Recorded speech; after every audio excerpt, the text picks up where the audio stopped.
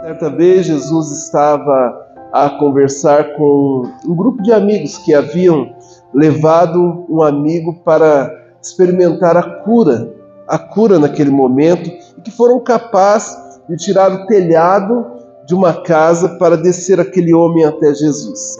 E pasmem, para a surpresa daqueles homens, a palavra de Jesus foi: a tua fé te salvou. Ele olhou para os amigos e percebeu que ali havia fé. E às vezes nós não percebemos que a fé não é algo que acontece apenas dentro do âmbito que nós vivemos aqui na Terra. E aí nós acreditamos numa fé e às vezes temos dúvidas, mesmo sendo cristãos praticantes, sobre qual tipo de fé é válida.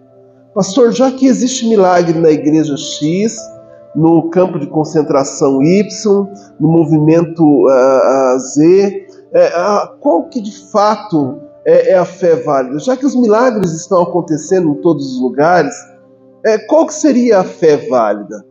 Parem para pensar, nós vamos ter respostas para isso durante essa reflexão, mas eu quero que você entenda que a fé válida é aquela que não vai ficar apenas aqui neste mundo, mas que ela vai junto com você e ela vai te transportar para a eternidade e para uma boa eternidade.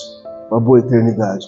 Não é só sobre milagres, não é sobre sinais apenas, não é sobre maravilhas apenas, mas é sobre transformação de vida. É sobre um translado da vida de um pecador que até então ele não havia experimentado as certezas que um salvo tem. E quando ele se encontra com Jesus, e aí eu entendo isso como uma fé válida, esse pecador, ele tem certeza de que a eternidade dele está garantida. Guarde bem isso. Não adianta nós sermos curados, não adianta nós sermos abençoados, não adianta nós sermos pessoas extremamente felizes e acreditarmos que estamos vivendo vidas e experiências de fé, se a nossa alma um dia não vai descansar com o Senhor. Se a nossa vida eterna não vai estar diante de Deus. Isso é muito importante para cada um de nós pensarmos quando o assunto é sobre experiência de fé. E olha que aqui eu não estou interessado em fazer comparações sobre o pentecostalismo, o tradicionalismo, sobre o avivamento. Não é essa a minha intenção. Eu acredito que todo crente precisa ter experiências de fé. Experiências de fé. Assim como eu falo sobre a vida devocional de um crente, como eu falo sobre a vida de estudo de um crente, eu acredito que um crente tem que ter experiência de fé, senão corre o risco dele estar se equivocando quanto à fé que ele pratica ou que ele estuda neste mundo. Você já parou para pensar o que é a vida de um cristão sem experiências de fé? Ele pode vir para a igreja, ele pode estar dentro da igreja, ele pode andar, ele pode às vezes até falar de Jesus, mas você já parou para pensar como que é viver uma vida toda sem ter experiências sobrenaturais com Deus? É no mínimo algo decepcionante, né? Ou difícil de se viver. Eu acredito que dentro de uma comunidade de fé, não há sentido ou não faz sentido uma comunidade de fé cristã ela viver e não ter experiências com Deus. Não faz sentido isso. Não faz sentido. Afinal de contas, a fé, ela promove experiências. A fé, ela promove obras. E nós podemos e devemos viver isso. Não estou falando sobre momentos de ênfase emocional e sequer eu estou falando apenas de milagres. Eu estou falando de uma vida experimentada com Jesus. Uma vida onde nós não vivemos apenas para os nossos interesses, mas uma vida onde ela se deleita em Deus, se deleita em Cristo. Tiago, ao escrever para um povo, né, na realidade era um povo judeu messiânico, um povo que acabara de se converter ao cristianismo, ele vai falar um pouco sobre essa fé que ela é acompanhada de experiências, quando ele diz assim: assim, a fé por si só, não acompanhadas de obras, ela é morta. Olha que texto poderoso. A fé, cujas experiências não experimenta, ela é uma fé morta. Mas alguém dirá: você tem fé? Eu tenho obras. Mostre-me a sua fé sem obras, e eu lhe mostrarei a minha fé pelas obras. Você crê que existe um só Deus? Muito bem. Até mesmo os demônios creem e tremem. Insensato. Quer certificar-se de que a fé sem obras é inútil. Tiago está dizendo, e às vezes muitas pessoas acreditam que Tiago está dizendo a respeito do trabalho que a gente faz para Deus quando ele fala sobre obras. Porque dentro do nosso intelecto, dentro da nossa cultura, quando se fala de obras, se fala de trabalho. Mas a grande realidade é que esse texto, ele não aponta propriamente para o trabalho que nós fazemos para Deus, ou para a obra que nós fazemos para Deus. Ele aponta para a obra que Deus faz em nós e muitas vezes conosco. Ele aponta para experiências de vida. Ele aponta para pessoas que de fato estão vivendo uma fé cujas experiências validam a fé que essa pessoa está vivendo. Eu posso afirmar para você e quero que você grave isso. Toda pessoa que amadureceu na fé antes passou por experiências produzidas por Deus em um ambiente de fé. Todas as pessoas. O restante continua procurando sinais um atrás do outro. Mas uma pessoa madura na fé, ela passou por experiências que elas são validadas e ela não apenas viveu em um mundo subjetivo dela, onde ela fica buscando a vida inteira. Experiências, elas sempre são produzidas dentro de um ambiente em que a fé acontece. E nós precisamos entender isso. Agora, muitas vezes, nós temos uma certa confusão porque nós reduzimos as experiências de fé a milagres, a sinais. E eu não estou dizendo que isso não são experiências de fé. Mas eu estou dizendo para você que com certeza não é apenas isso. Não é apenas isso. E com maior certeza ainda que isso você não vai levar para a eternidade. Mas quando diante de uma multidão, Jesus chega para um homem paralítico, cujo sonho principal era voltar a andar, e ele diz assim: a sua fé te salvou. Ele está dizendo assim: é muito mais do que você imagina. É muito mais do que você espera. É uma experiência que ninguém pode te dar. Ninguém pode te dar. Eu sei que muitas pessoas poderiam me questionar neste momento e dizer assim: mas pastor, eu ouvi falar que a religião X, a religião Y, o fulano X, o fulano Y, que às vezes nem compromisso com Deus tem, as pessoas vão lá, elas são curadas. Ele ora e a pessoa é curada. E as coisas acontecem. E os sinais também acontecem. Olha que coisa interessante se pensar. Eu não quero que você se engane, crente, porque até os demônios podem produzir sinais e maravilhas. Mas existe uma coisa que as pessoas não podem dar. Existe uma coisa que os demônios não podem promover. E existe uma coisa que homem algum pode dizer, que é a seguinte frase: a tua fé te salvou. Tua fé te salvou. E foi isso que Jesus disse. Talvez algumas perguntas como essa são feitas por pessoas que ainda não conheçam profundamente Jesus e que não entendam que a nossa vida está confinada a apenas os dias de terra. Talvez isso aconteça com pessoas que ainda não entenderam o Evangelho e que ainda não se renderam completamente a Jesus. Mas quando nós nos rendemos a Jesus, nós entendemos que as nossas experiências de fé, elas fazem sentido quando nós estamos em Cristo e não em qualquer outro lugar. Uma observação importante que eu quero fazer com vocês é que neste momento eu não quero distinguir a fé do fulano, da religião tal, X ou Y, mas eu quero que vocês entendam que quando nós falamos de cristianismo e nós cremos a respeito disso, nós entendemos que não há um caminho para você viver experiências com Deus que não seja uma experiência onde você encontre Jesus pelo caminho. Afinal de contas, ele é o único caminho que leva a Deus. Quando Tiago ele vai falar a respeito da situação onde ele fala sobre fé e obra, ou onde ele fala sobre uma fé com experiência, ele vai citar, no mínimo, algumas pessoas como exemplo. Além de falar de Jesus, ele vai falar de Abraão, e aí é interessante porque ele não está falando de algo que Abraão fez para Deus. Ele está falando de uma experiência de fé e de obediência. Quando ele fala lá no finalzinho sobre Raabe como um exemplo de fé, ele não está falando de uma mulher que fez algo e que levantou algum altar para Deus.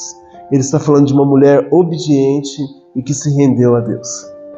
Olha que coisa interessante, irmãos. Porque às vezes nós achamos que esse fé sem obras é a obra, é o trabalho que a gente faz para Deus, é o corre-corre que a gente faz para Deus.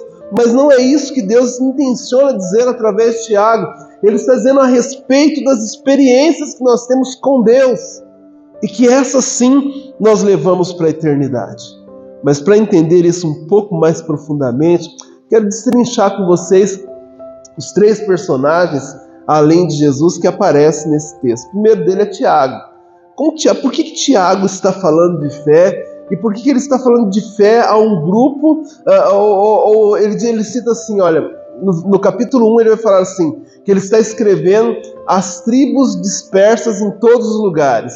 Ele está dizendo sobre judeus, sobre homens de Deus, que ele estava, naquele momento, trabalhando o processo de transição daqueles homens. E a gente sabe que processo de transição de fé é um momento delicado. Alguém aqui que já pertenceu a qualquer outro tipo de religião sabe que você começa a ter algumas dúvidas. Será que esse povo está falando a verdade? E é uma coisa meio complicada. Tiago conhecia os 2 lados. Tiago não era qualquer pessoa. Tiago era meio-irmão de Jesus. E assim, as doutrinas que eram ensinadas dentro da casa de José e Maria não foram ensinadas só para Jesus. Foram ensinadas também para os seus irmãos. Alguns historiadores, eles afirmam que Tiago foi o primeiro dos apóstolos de Jesus que pagou com a vida quanto à questão do Evangelho, ou da pregação do Evangelho, ou de viver pela causa. Ele foi decapitado, e quando nós ouvimos falar sobre um homem que foi decapitado, ou para pregar o Evangelho, nós vamos entender que as experiências desse homem, elas chegaram até as últimas consequências. Mas quem que era Abraão quando ele cita Abraão? Abraão era um patriarca, nós conhecemos Abraão, talvez também pela nossa cultura, pelas honras que ele colheu. Mas Abraão, ele teve que abrir mão e teve que sacrificar situações para continuar vivendo com Deus. Deus chega para Abraão e fala assim, olha Abraão, você sai da sua terra, do meio da sua parentela, da sua zona de conforto, da sua zona de segurança e vai para um lugar aonde eu vou dizer simplesmente vai. Abraão vai e Deus promete que ele seria uma grande nação quando a sua mulher era estéril. Abraão, com mais de 90 anos, beirando 100, ali na faixa de 100 anos, Abraão se torna pai daquele que vamos colocar assim, daquela nação que seria a única nação que perdurou durante todo o tempo, né? Que são a única, não, na realidade, a geração que acontece de Isaac e a geração de Ismael. E aí nós começamos a entender assim, o que custou para esse homem isso? Em determinado momento, Deus chama Abraão e fala assim, olha, eu vou levar você para um lugar e você vai fazer um sacrifício para mim, você vai sacrificar o que você tem de mais precioso. E Abraão leva o seu filho para sacrifício. Abraão não foi um homem que vivia raso com Deus. Ele foi capaz de ir até as últimas consequências em suas experiências de fé. E o que dizer de Raabe, irmãos?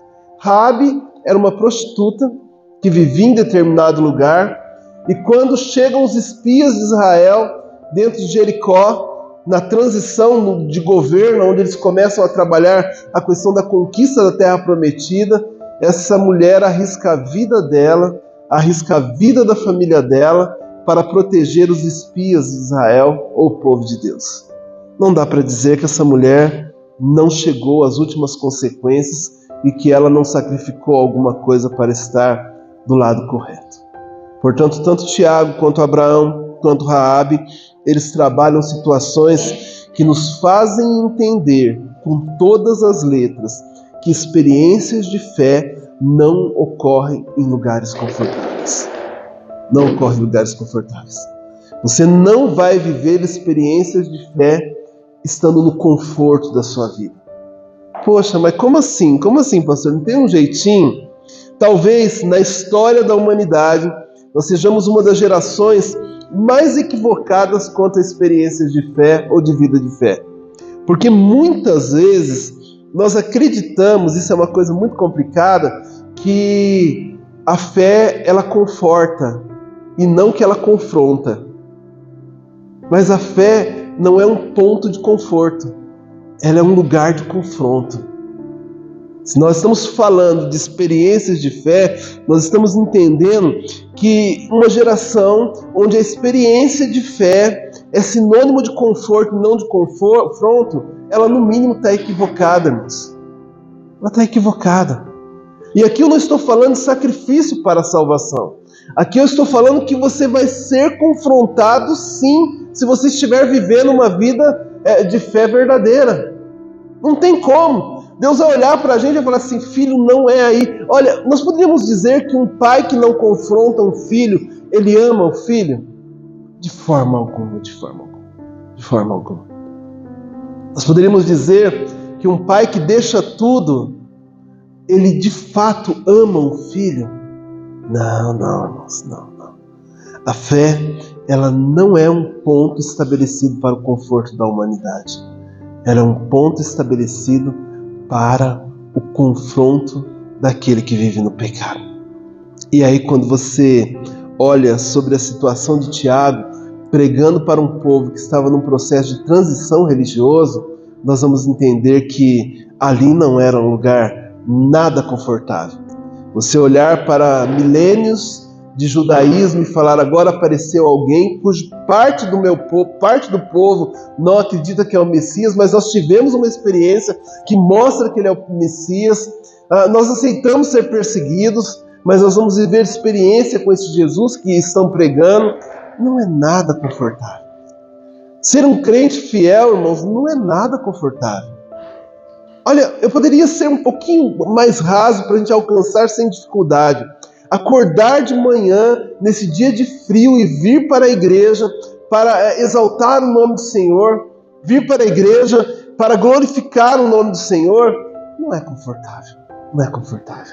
Confortável é ficar na nossa cama. Confortável é manter o pé num lugar e o outro no outro, falando que a gente é cristão, mas também agrada ao mundo. Eu me lembro que quando eu me converti, para mim era muito confortável sair da igreja no domingo à noite, 9, 10 horas da noite, depois despedir os irmãos e depois ir para os bailinhos da cidade. Até que um dia um garoto que nem cristão era, chegou para mim e falou assim, o que você está fazendo aqui? Você acha mesmo que aqui é lugar de crente? E aquilo não foi nada confortável para mim. Mas a palavra de um ímpio mudou a minha vida naquele momento, ao ponto de eu não querer estar mais naquele lugar. E entender o quanto que eu estava sendo hipócrita no meio daquela situação. Porque fazer o que a gente quer é confortável. Mas a fé não é fazer o que a gente quer. Vocês conseguem entender? Um homem de fé, ele não prega o que ele quer, ele prega o que a Bíblia diz que ele tem que pregar. Uma pessoa, um ministério de louvor que propaga a fé em Jesus, ele não canta o que ele quer, irmãos. Irmãos, olha, tem tantos arpejos e tantos arranjos de músicas seculares que são coisas formidáveis, que a gente até coça os dedos para poder tocar aquilo, e a gente olha e fala assim, tá, mas Deus me chamou para isso? Me chamou para isso? Uma mulher, um homem de fé, ele não vive de qualquer jeito. De fato, uma mulher e um homem de fé, ele vive do jeito de Deus, porque não é uma área de conforto, é uma área de confronto de fato. E aí a gente precisa pensar um pouco sobre isso. Tiago, dentro da carta dele, ele não intencionava trazer algo novo. Olha que coisa interessante. A intenção de Tiago era transportar um povo já religioso para uma vida de fé em Jesus que não era uma religião. Ser judeu naquela época talvez fosse muito confortável.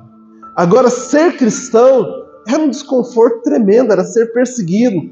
E a tarefa de Tiago naquele momento não era apontar, olha, você faz isso, você não faz aquilo. A tarefa de Tiago era olhar para aquele povo e falar assim, olha, vocês precisam experimentar a vida que Jesus pode dar. Vocês precisam ter experiência com Deus. Toda a carta de Tiago, ela é baseada entre trechos do Sermão do Monte e entre provérbios. E às vezes a gente não pergunta por que isso acontece. Por quê? A situação do Sermão do Monte ela é surreal para um crente que quer viver confortável, não é verdade, irmãos? Não dá para ser confortável vivendo o Sermão do Monte, e muito menos vivendo Provérbios. Às vezes o escritor manda a gente fazer algumas coisas que a gente fala assim, mas você tem certeza disso? É isso mesmo? Porque muitas vezes nós queremos trabalhar situações onde nós vivamos o Evangelho, mas também vivamos o conforto que o mundo pode nos promover.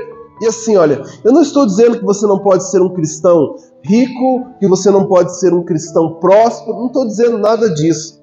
Mas eu vou dizer para você com todas as palavras: toda pessoa que aceita Jesus pela fé, que é salvo pela graça, essa pessoa vai ser confrontada. E ela vai ser confrontada porque Deus ama ela. Você vai chegar em casa, ou talvez nesse exato momento você está pensando, meu Deus, o que esse pastor está falando? Porque eu estou sendo confrontado agora, Jesus. Como é que eu resolvo essa parada? Talvez você coloque a cabeça no seu travesseiro e fale assim, Deus, e se aquilo que aquele pastor falou for realmente verdade, né? Não que não seja. É a pura expressão da palavra de Deus. Mas eu não deveria mudar isso, mudar aquilo outro?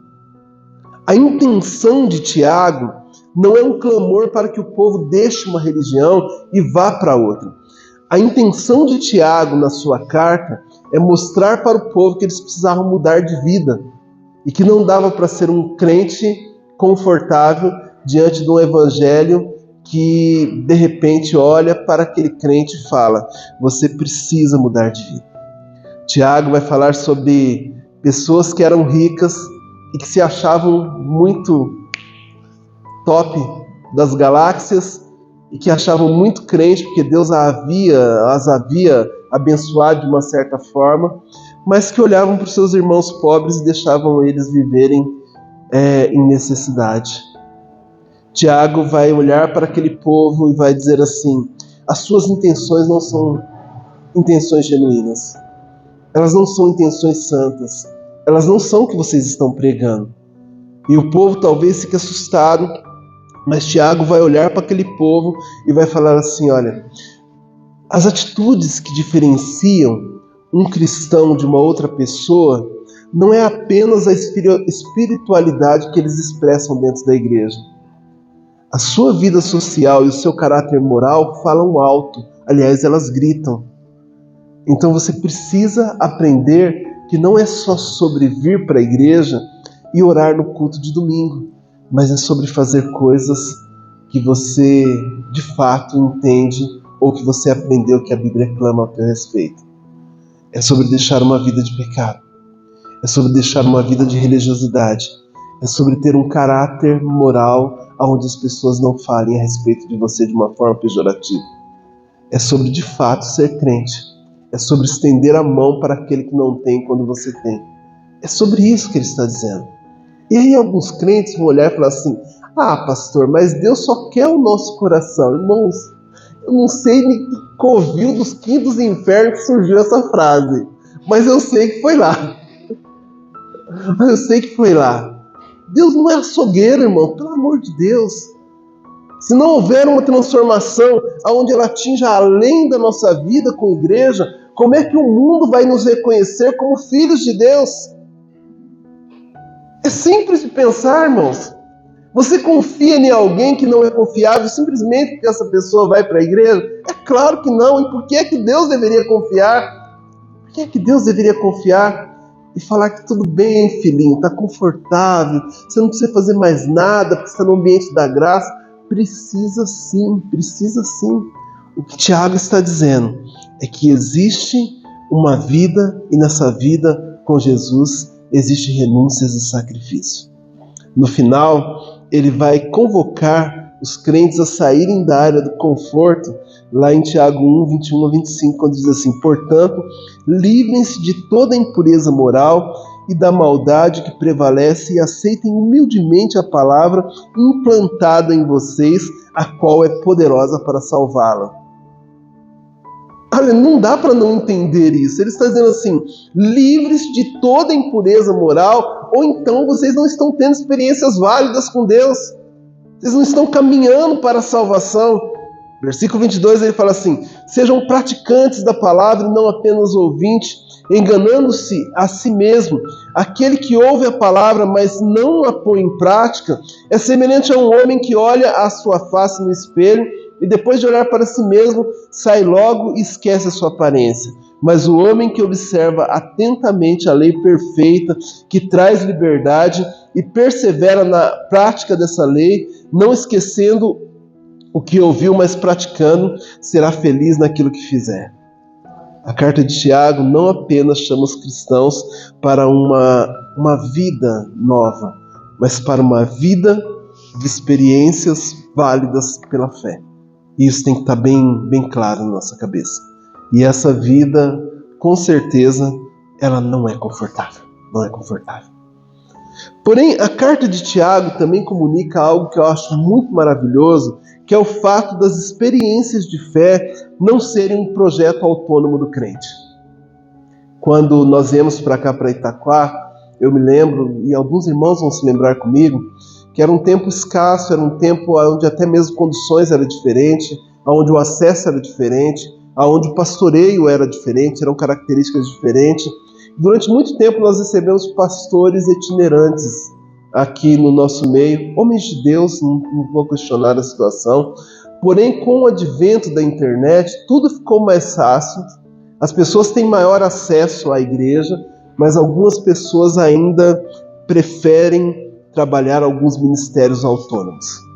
Na maioria das vezes são pessoas que tiveram dificuldades em suas comunidades de fé, tiveram lá os seus problemas e acharam que Deus as ouviria mais do que Deus fala dentro de uma comunidade de fé. E olha, neste momento, a minha intenção não é defender a igreja em si. Jesus já faz isso de uma maneira muito peculiar. A minha intenção é que crentes não sejam enganados com ministérios autônomos que prometem e não fazem nada, não pelo menos dentro de uma questão bíblica. Alguns acreditam que a experiência de fé com Deus é algo particular. E é muito comum no nosso meio a frase: é eu e Deus. Não me chama atenção porque eu já resolvi isso com Deus. Sabe aqueles filhos desobedientes e que também são, vamos colocar, estrategistas? Que ele chega, pede uma coisa para a mãe não deixa, mas o pai é mais maleável, e ele vai lá e fala assim: ô pai, você deixa? E o pai dá uma vacilada, esquece de falar assim: sua mãe deixou? Ele fala assim: pode fazer. E aí a mãe fala assim: onde você vai, filho? Eu vou ali em tal lugar, mas eu não falei para você não ir? Eu já resolvi com o meu pai. É eu e meu pai. Já viram esse tipo de situação? E vocês acham de fato que aquele garoto ou aquela garota está agindo de uma forma correta? Ele tem a aprovação do pai, mas de uma forma bem estrategista, né? Não se meta na minha vida porque é eu e meu pai, né? Às vezes nós temos alguns crentes que eles vivem à mercê de ministérios itinerantes que não vão levá-los a um lugar seguro. É muito comum a gente ver nos dias de hoje já não bate mais na porta, é muito raro alguém bater aqui na porta da igreja, mesmo porque é uma igreja mais tradicional, e pessoas falando que são pregadores itinerantes. É muito difícil. Mas por um outro lado nós temos o advento da internet. E ali o diabo deita e rola em alguns itinerantes da vida. Pastores sem rebanhos, conferencistas autônomos, membros sem igreja, desigrejados. Nós não precisamos de um templo porque nós somos os templos. Compramos um bom suco de uva, um bom vinho, até mais caro do que aquele que serve na igreja, um pão de brioche, e nós vamos tomar a ceia aqui online, porque se na pandemia podia, por que agora não pode? Pelo amor de Deus, irmão, você quer tudo que tinha na pandemia? Você quer viver aquilo? Ou você só quer viver o fato de não vir para a igreja, né? Você quer ser entubado, criatura? Qual que é a sua intenção com isso, né? Mas é eu e Deus, é eu e Deus. Profeta sem povo, tudo isso está na moda, irmãos.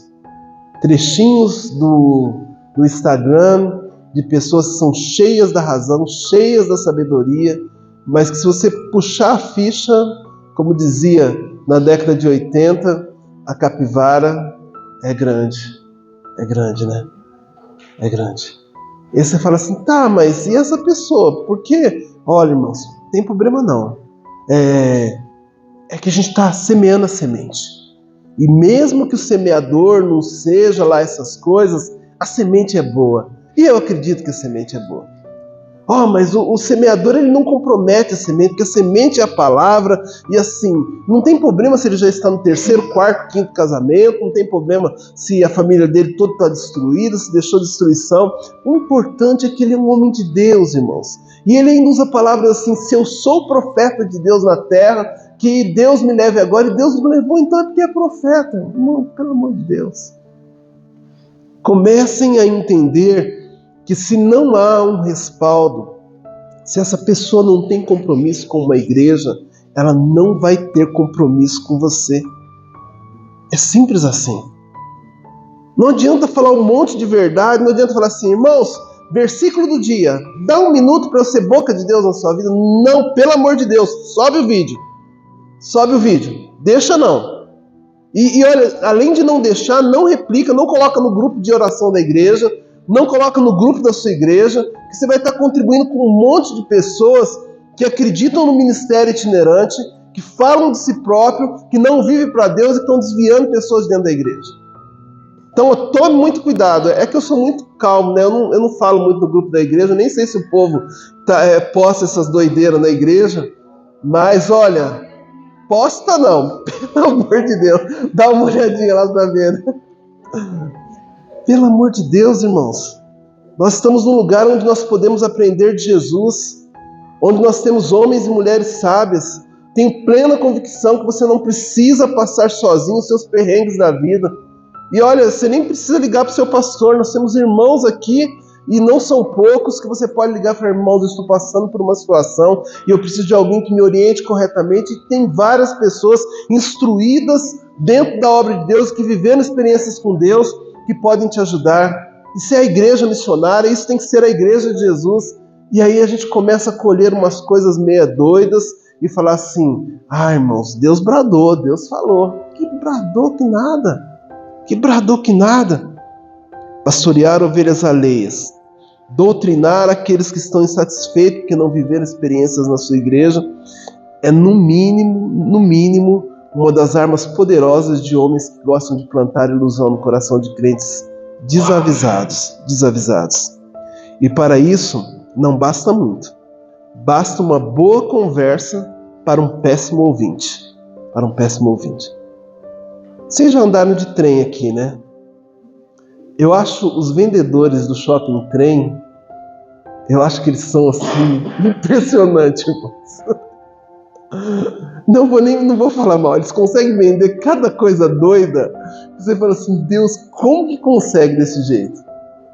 A gente está vivendo um tempo onde tem os pregadores do shopping trem distribuídos em todas as segmentações da internet. Os caras são bons de conversa, os caras são bons de lábia. Eles arrumam argumento até para estarem lá no carnaval, pulando carnaval, e você acha que o cara está certo. Que eles são bons de conversa. Mas olha, guarde uma coisa, e eu quero que você guarde com muito carinho. Um dia, Jesus vai vir para buscar um povo, e esse povo ele é um povo resgatado, e não um povo enganado. E você não vai poder usar como argumento o fato de que você foi enganado, porque ele te avisou, porque o pastor da sua igreja te avisou que não era para flertar com os seus próprios interesses. Para um bom enganador, sempre tem alguém esperando uma boa oportunidade. A semente não brota no coração de quem não está esperando por um jeitinho brasileiro, né? Sem querer enganar os brasileiros. Mas o que é que Tiago fala a respeito disso? O que ele quer tratar a respeito disso? Olha que bacana as frases que Tiago vai usar em Tiago 5, 13 e 16. Eu quero que você preste bem atenção nas letras que eu sublinhei, que você vai entender que a sua comunidade de fé também pode e é a sua rede de apoio espiritual, muitas vezes emocional, social e às vezes até de uma situação onde ela consegue te ajudar em situações da sua vida que você não consegue se resolver. Ele diz assim: entre vocês, há alguém que está sofrendo? Que ele ore. Há alguém que se sinta feliz? Que ele cante louvores. Entre vocês, há alguém que está doente? Que ele mande chamar os presbíteros da igreja, para que esses orem sobre ele e o unjam com óleo em nome do Senhor. Parece que o Tiago está dizendo assim: você tem apoio. O que você está caçando aonde não podem te apoiar? Ele continua dizendo assim: e a oração feita com fé curará o doente, o Senhor o levantará, e se houver cometido pecados, ele será perdoado. Portanto, confesse uns aos outros, confessem os seus pecados e orem uns pelos outros para serem curados, e a oração de um justo é poderosa e eficaz. Parece que o que Tiago está dizendo aqui é que a gente não precisa ir muito longe. Ele está dizendo assim: você tem sim com quem contar. Você tem sim com quem contar. Algumas pessoas têm percebido isso há tempo, irmãos, e têm procurado ajuda. Tiveram dias nos últimos meses, no último mês, que eu comecei atendimento de aconselhamento pastoral às 11 da manhã e terminei às 11 da noite. Às 11 da noite. Pessoas que estão dizendo assim: pastor, eu preciso ser ouvido ou ouvida, eu preciso contar, eu preciso abrir o meu coração, eu preciso de uma vida transformada. Mas algumas pessoas ainda continuam entendendo que o ministério autônomo pode levá-las a alguma coisa. E vocês sabem qual que é o desfecho disso? Você pergunta para a pessoa e fala assim: você precisa de alguma coisa, irmão? Ela fala assim: não preciso não, tá tudo bem. A vida está despencando, as doenças estão tomando conta, e às vezes a gente não consegue nem orar pela pessoa, porque sempre está tudo bem com ela. E ela ainda usa alguns tipos de argumentos, né? Olha, como diz a sunamita, mesmo que fulano esteja morrendo, a casa esteja caindo, está tudo bem. Irmão, se não está tudo bem, peça oração. O grupo da nossa igreja não pode ser um grupo só para fazer corrente e colocar bom dia, bom dia, bom dia. Irmãos, eu estou necessitado, orem por mim hoje. Irmãos, eu estou indo fazer uma entrevista de emprego, orem para mim hoje. Irmãos, eu não estou aguentando mais essa vida, orem para mim hoje. A gente precisa encontrar em quem possa nos dar apoio. Mas às vezes a gente vai lá e ouve lá assim: frase do dia, versículo do dia. Ah, mas a pessoa fala tão bem. Essa pessoa não sabe quem você é e nunca vai saber quem você é. Você precisa absorver a rede de apoio que Deus plantou para a sua vida. E aqui eu quero deixar 2 conselhos para vocês, muito primordial. O primeiro deles é ame, acolha e escolha a Igreja de Jesus Cristo, e mesmo que você não entenda, não se levante contra ela. Entenda que ela é bênção na sua vida. Ame, escolha e acolhe a Igreja de Jesus Cristo. Irmãos, eu não estou falando isso porque é algo profético e espiritual. É porque desde que ela foi instituída, todo mundo que se levantou contra a igreja caiu. Ah, pastor, mas eu não concordo com fulano, não concordo com o estilo da igreja X, não concordo com... Tem muita gente que não concorda também com a nossa igreja, irmãos. Mas isso não significa que a gente vai se levantar contra a igreja de Jesus. Pare para pensar, alguém aqui já casou e já foi noivo? Eu já fui noivo da Patrícia durante quase 1 ano. E assim, se levantasse contra a Patrícia, se levantava contra mim, irmãos. Nós estamos mexendo com a noiva do Cordeiro. Ah, mas é uma igreja ali que ela faz muito barulho, eles não oram do jeito que eu gosto. Irmão, deixa eles orarem, irmãos. Vai orar junto também. Em vez de ficar, vai orar. Ah, irmãos, mas eu estou lá numa igreja, eles são muito silenciosos. Deixa eles orarem silencioso. Ah, irmão, mas o instrumento dele é alto, é baixo. Irmãos, não se levante contra a igreja de Jesus Cristo, porque é uma luta perdida e esse conselho você precisa levar para a vida. Mas não é só isso. Um detalhe bem importante que eu quero que você tenha dentro do segundo conselho: nunca apoie ou dê ouvido para falsos profetas, ou pessoas que têm uma vida autônoma na fé, ou pessoas que usam frases tipo assim: é eu e Deus. Olha, acima de mim não tem ninguém, eu só vou prestar conta para Deus. Tome cuidado, eu sou pastor há mais de 20 anos e eu sempre prestei conta para minha liderança e para minha igreja, irmãos. Isso para mim não é anormal. Não é acima de mim só Deus. Não é assim. Paulo olha para si próprio, quem que era Paulo? E ele vai dizer o seguinte, olha, eu me incluo como o pior dos pecadores. E aí o Carlos chega e fala assim, não, irmãos, chama a atenção do seu filho, mas de mim não, porque eu sou o pastor da igreja. Não toque no ungido do Senhor. É até confortável, mas o evangelho que eu prego não é confortável. Ele é um lugar de confronto. Agora, dentro deste ponto, é importante entender, eu quero gastar esse último tópico com você, com um assunto que eu acho bem relevante, né? Porque muitas vezes você vai olhar e falar assim, pastor, se a gente fosse abrir uma caixinha de perguntas aqui, talvez uma das perguntas fosse assim, pastor, mas o que você me diz sobre fé se acontece milagres na sua igreja, mas também acontece milagres na igreja X, na denominação Y e até na seita A ou B? Como que você pode falar se o povo já andou ou já caminhou e era aleijado, já foi curado aqui, mas também são curados lá na cidade que o pessoal faz romaria? Não é tudo fé? Não é simplesmente ter fé, não importa no que, mas a fé sempre leva a Deus? E aí eu vou perguntar para você, se você fosse aquele homem que desceu pelo telhado para ser curado das pernas, e você ouvisse de Jesus, levanta e anda, estava o suficiente para a sua vida? Porque você seria curado. Parece que sim, né? Mas o que é que Jesus falou para aquele homem? A sua fé salvou. Agora parece que a gente quer mais um pouco, não é verdade? Parece que é diferente, não parece? Você quer uma fé para salvação ou você quer uma fé para resolver os seus problemas?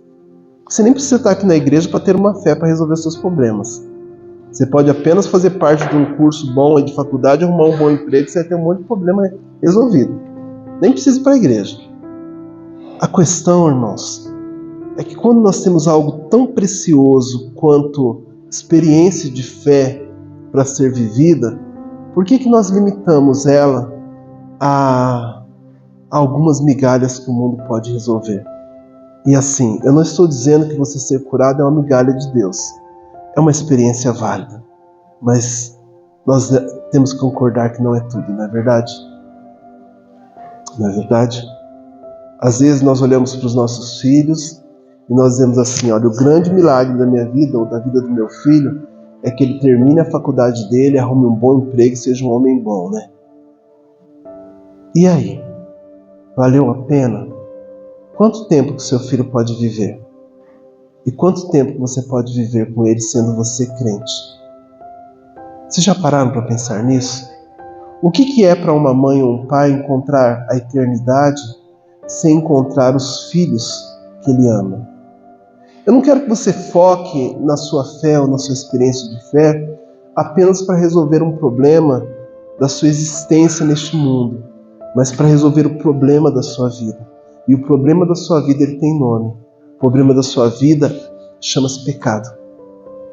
Poxa, pastor, que coisa chata, você falando que eu sou pecador? Não, irmãos, imagina. Foi o apóstolo Paulo que falou. É a Bíblia que fala. E quando Deus intenciona experiências de fé com a gente, não é em qualquer lugar que nós vamos encontrar um Jesus que salva. Não é cavando qualquer telhado e tirando para poder entrar ali que nós vamos encontrar isso. Não é em qualquer religião. Nós precisamos de Jesus.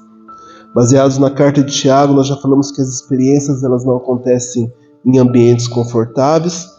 Experiências de fé não acontecem em projetos autônomos, mas até então nós só falamos o que ela não é. Eu quero falar com você um pouquinho sobre o que ela é. O que ela é.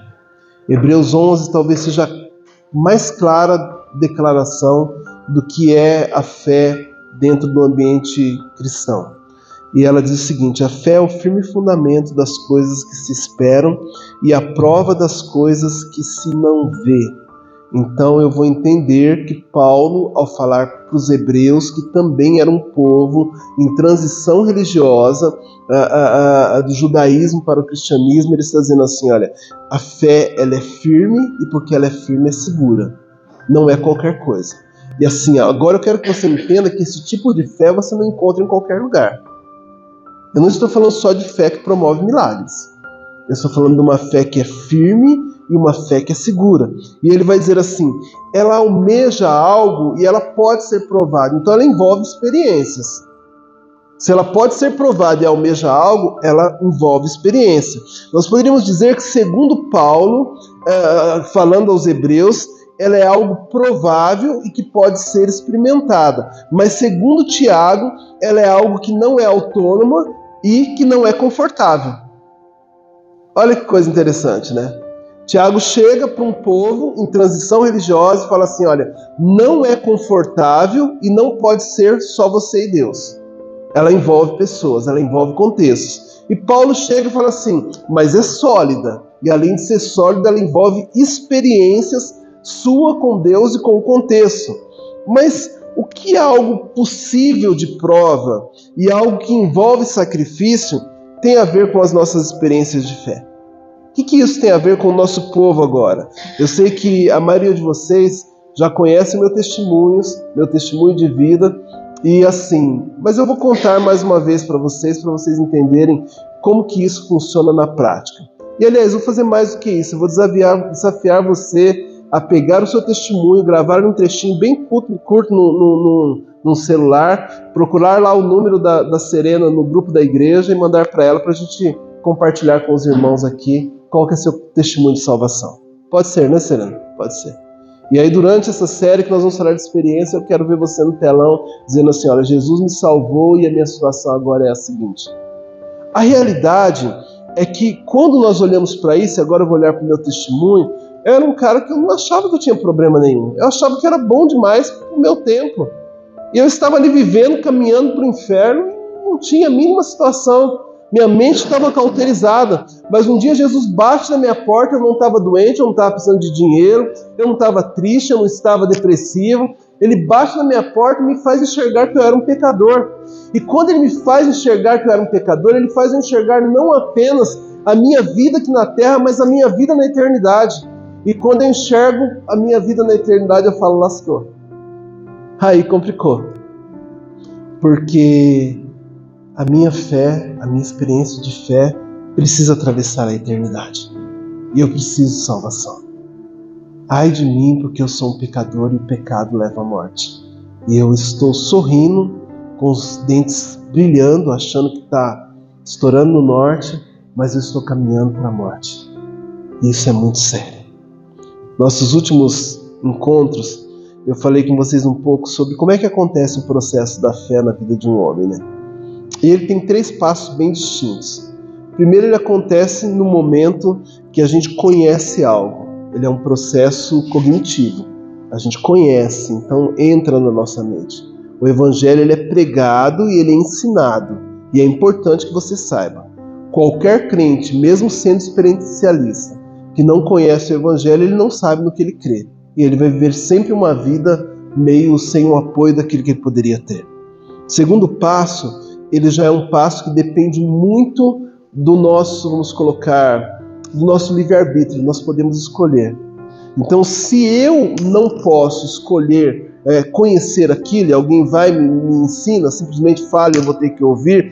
Agora, no segundo passo, que é o passo da crença, ele envolve algo como convencimento.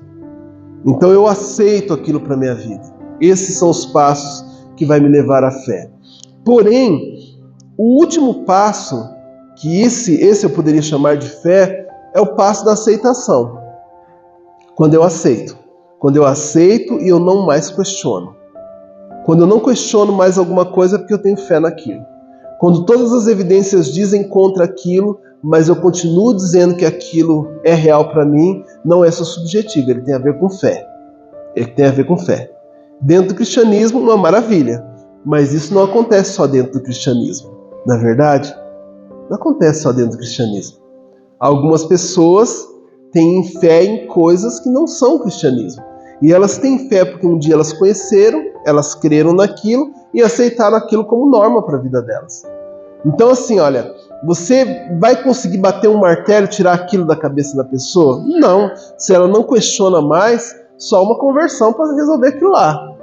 E aí, você vai entender que o processo de experiência de fé, independente do que seja, ele passa pelo conhecimento, pela crença e pela aceitação.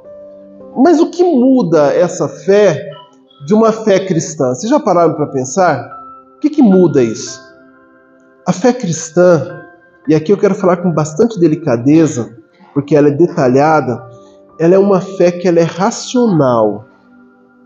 Ela produz experiências que não parecem, mas ela é uma fé que ela tem um alvo, e o alvo dela é Jesus.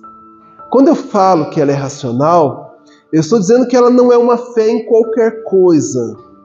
Eu estou dizendo que ela é uma fé que ela pode te levar além de qualquer coisa. E aqui, uma coisa muito interessante é entender que é a única fé que pode levar uma pessoa à salvação. Eu não estou falando da igreja missionária, estou falando da fé em Jesus. Porque para se sacrificar por um ser pecador, há a necessidade de ser um ser que não pecou. Jesus é o sacrifício perfeito. E assim, você pode apresentar diversas religiões e todos os seus fundadores, todos os seus organizadores, eles não vão poder de forma alguma se sacrificar por você. Ele pode falar que morre por você, mas ele não é um sacrifício válido, porque o sacrifício válido é aquele que nos pode levar até Deus. O sacrifício válido é Jesus. É Jesus. E aí, nós vamos observar porque que muitas pessoas que creram em tantas coisas deixaram de andar com Deus, argumentando não ter mais experiência de fé.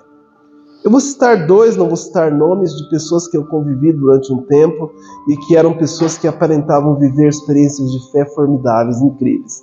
Uma delas, uma senhora, e essa senhora, ela participou de tantos encontros que nós tivemos, tantas campanhas. E aquela mulher orava e as pessoas eram curadas. Mas no meu último encontro com aquela mulher, não sei se ela é viva ainda, talvez ainda seja, aquela mulher estava amarga numa cama reclamando com Deus por que é que as pernas dela não funcionavam se ela curou tanta gente. E aí você começa a perceber que não adianta ter fé na fé e não apenas fé em si mesmo, mas você precisa ser dependente de Jesus. Outras delas era uma senhora, era uma profeta, e assim, durante muito tempo ela profetizou tantas coisas, e eu acompanhei, eu vi, eu até cria, mas depois de um tempo eu encontrei e ela estava uma mulher amarga com a vida, e todas as vezes que você orava com ela, era perceptível que ela repetia as mesmas palavras em línguas estranhas que ela sempre repetiu no passado, mas ela já não tinha uma vida presente de experiências com Deus. É triste, né, irmãos? É triste, mas se nós formos olhar nisso, ou nessa situação, são pessoas que um dia conheceram, creram, aprenderam, se renderam a determinada situação e esqueceram que a Bíblia, ela renova o nosso entendimento, dia após dia. Fé não é coisa para o passado. Fé sempre vai ser coisa para o presente e que projeta um futuro. Passado não há nada que nós podemos modificar com fé.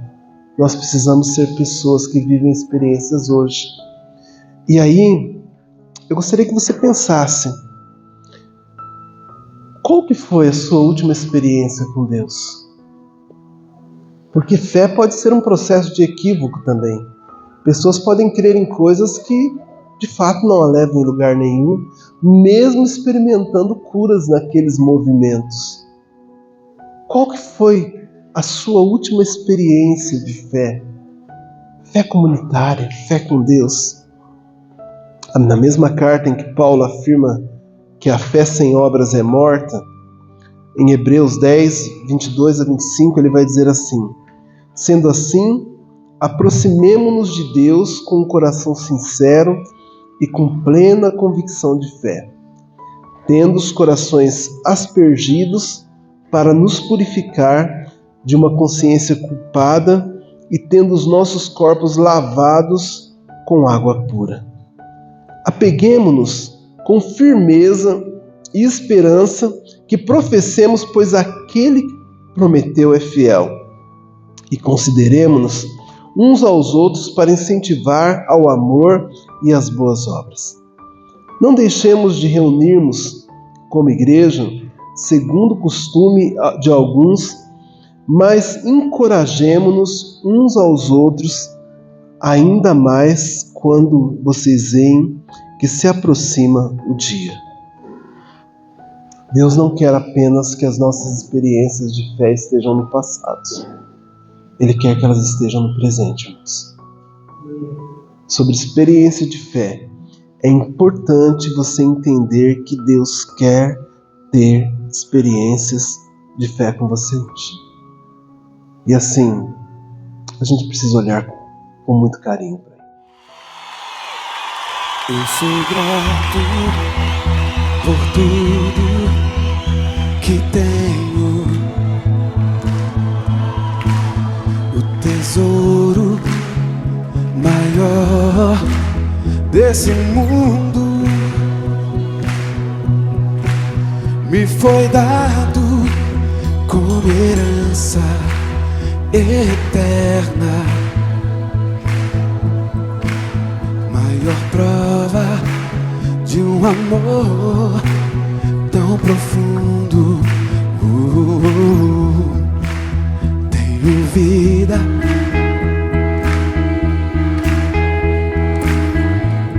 confere aí do lado, vê se é verdade isso mesmo, ó. Tenho amigos, família, muitos irmãos. Foi Jesus, meu amigo verdadeiro.